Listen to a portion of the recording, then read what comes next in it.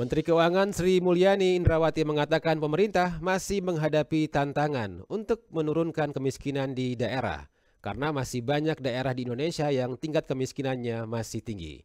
Berikut laporan Magdalena Krisnawati. Pertumbuhan ekonomi Indonesia sebesar 5% hingga kuartal pertama tahun 2024 mampu menurunkan jumlah penganggur dan tingkat kemiskinan secara nasional ke level di masa pra-pandemi. Namun jika dilihat dari masing-masing daerah, masih ada sejumlah daerah di Indonesia yang tingkat kemiskinannya masih tinggi. Antara lain di Nusa Tenggara dan Maluku yang persentase kemiskinannya masih 2 digit. Bahkan di Papua tingkat kemiskinannya masih di atas 20%. Menteri Keuangan Sri Mulyani Indrawati menyampaikan hal tersebut dalam rapat kerja dengan Komite 4 Dewan Perwakilan Daerah DPD RI pada Selasa 11 Juni 2024. Namun kita akui kalau kita lihat dari sisi kemiskinan ini beberapa daerah tingkat kemiskinannya di atas kemiskinan nasional. Bahkan Sulawesi yang pertumbuhan ekonominya cukup tinggi, kita lihat tingkat kemiskinan masih double digit, yaitu pada 10% pada tahun 2023. Untuk Maluku juga sama, dan Papua bahkan double digit di atas 20%. Nusa Tenggara juga double digit di atas 16%. Ini adalah menggambarkan tantangan penurunan kemiskinan Indonesia dari sisi spasial masih sangat besar. Sebelum masa pandemi, tingkat kemiskinan di Indonesia tercatat sekitar 9,14%. Tapi di saat pandemi, tingkat kemiskinan melonjak tajam hingga lebih dari 10%.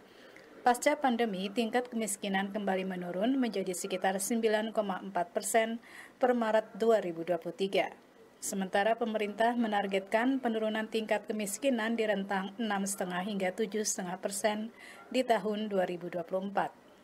Menteri Perencanaan Pembangunan Kepala Bappenas Suharso Monoarfa dalam rapat kerja yang sama mengatakan, pemerintah terus berupaya memperbaiki berbagai program bantuan sosial dalam upaya menurunkan tingkat kemiskinan di Indonesia, di antaranya dengan memperbaiki basis data agar pemberian bantuan sosial benar-benar tepat sasaran. Faktor pendorong pencapaian target kemiskinan sekali lagi adalah akurasi sasaran program dengan menggunakan registrasi sosial ekonomi, Reksosek, kemudian untuk mencapai agar exclusion dan inclusion error-nya bisa kita kurangi, memperbaiki program dan perbaikan tata kelola.